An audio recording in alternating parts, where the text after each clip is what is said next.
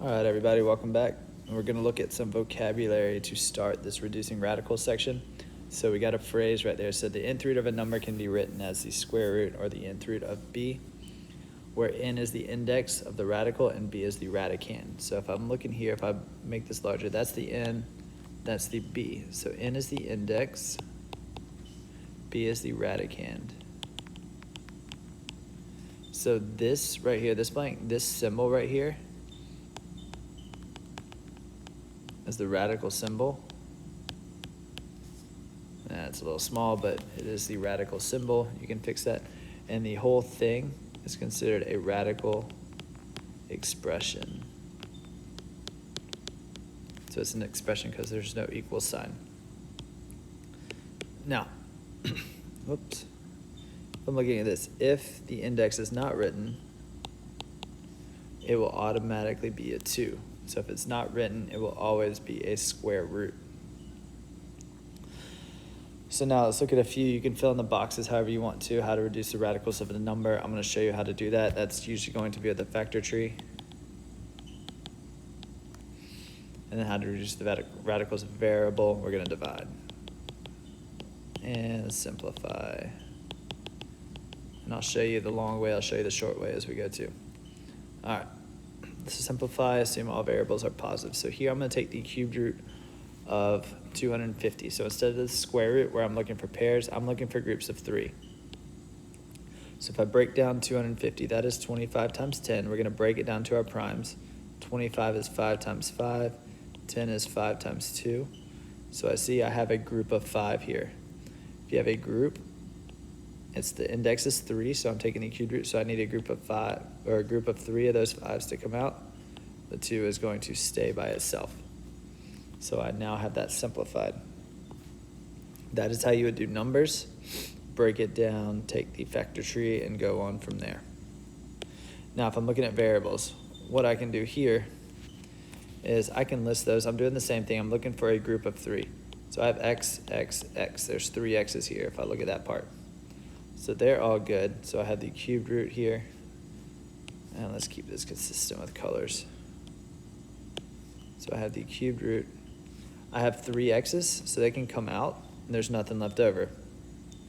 So I have a group of 3, we're good to go. Now my y's, I have 4 y's.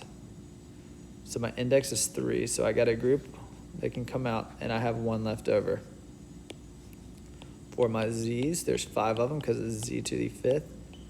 I have 1 group of 3 and 2 left over, so I can take 1 z out, and I have 2 left over here. Then all you want to do is just write in order. So x, y, z times the cubed root of y, z squared. And that would be simplified. A quick check. Your index should always be larger than your insides. Whatever. All right. So that's kind of how you would look at this. This is the long way. The other way would be divide and simplify. So if I take a look at these, I'm just going to kind of walk through B again. If I look at my x's, I take the index, divide it by the exponent underneath. So 3 divided by 3 is 1. There's no left over. So that's why I got a 1 outside. 3 goes into 4 one time for the y, so I got 1 y outside and 1 left over. 3 goes into 5 one time with 2 left over, so that's why I got 1 z outside and 2 left over. So that's one quick way to do it.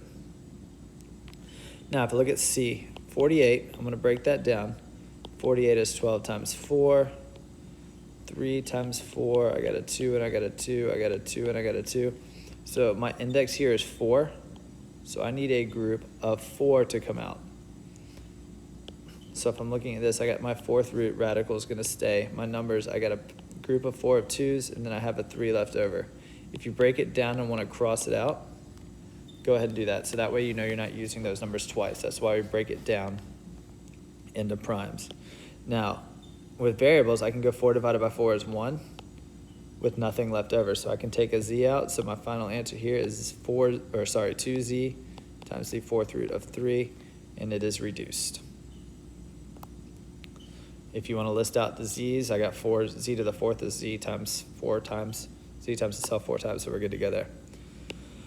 All right, I'm going to come over here, same thing. I'm going to write my 5th root so I can start filling this in. if I take 32, break it down. 8 times 4, 4 times 2, I broke that down. 2 times 2, I broke that down. 2 times 2, so I'm looking for groups of 5. So I have 5 too, so that can come over. I don't have anything left over, so there's nothing to write inside. My variables, 5 goes into 15 3 times, so I got 3 x's out here with none left over. So my final answer here is 2x to the third. I don't have anything to put under the fifth root, so I'm just gonna leave it blank. All right. Let's come over and look at these properties of n roots. So the product property, the nth root of a product is equal to the product of the nth root. So you can kind of split things up and simplify. Looking at those quotient, you divide, same thing. Kind of looking at those numbers in algebra, take a look at those. So here, if we're gonna apply the properties, so for A, I want to simplify this. So I can look at this as saying I have the cubed root of A to the 9th divided by the cubed root of B to the 6th. So I kind of can look at these at two separate problems. So when I look at this, for variables, 3 goes into 9 3 times with none left over. 3 goes into 6 twice with none left over. So I have a nice and simple answer.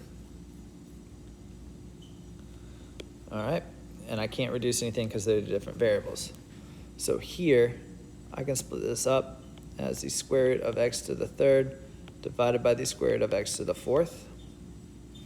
And if I look at this, if I don't have anything written, that's a 2. So 2 goes into 3 one time with 1 left over. 2 goes into 4 twice. Now, if I want to simplify this, I have an x. This is the same thing as saying x times x. So I can cancel one of those out because they're both on the x side. So you end up getting the square root of x over x. And you're good to go there. With this one, I can go ahead and combine them. So they both are under the fourth root. I'm going to keep that as black. Whoops, that's the wrong one. It's not going to let me erase that now. We're going to find out. There it goes. Come on. All right. Sorry for the delay. So I got the fourth root, and I just said I was going to put it back as black. Brain fart. Fourth root. 32 times 3 is 96. X to the fourth times x to the 6th, we add the exponents to x to the 10th, y to the 9th.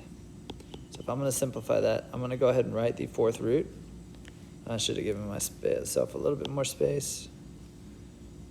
Perks of erasing, I can. So fourth root, I'm going to fill that in. Now let's look at 96.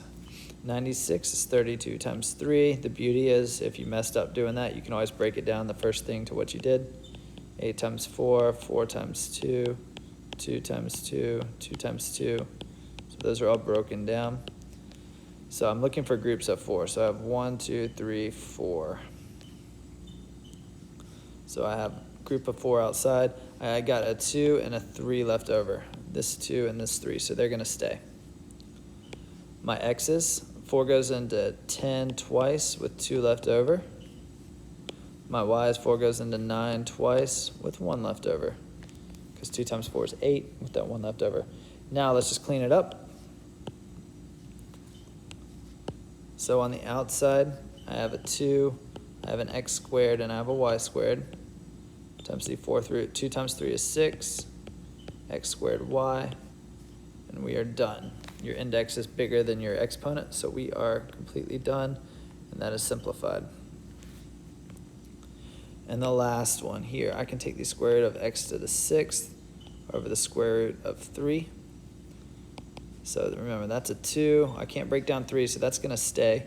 So 2 goes into 6 3 times, so I got x cubed over the square root of 3. Now, some people say that's an okay solution. I like to rationalize it. So rationalizing, you're going to multiply by the denominator over the denominator, which if you simplify that, that's the same thing as 1. So you're not changing anything by multiplying it by 1. So I got x cubed times the square root of 3 divided by the square root of 9. But now the square root of 9 is 3. So to me, this is completely done. There's no square root in the denominator.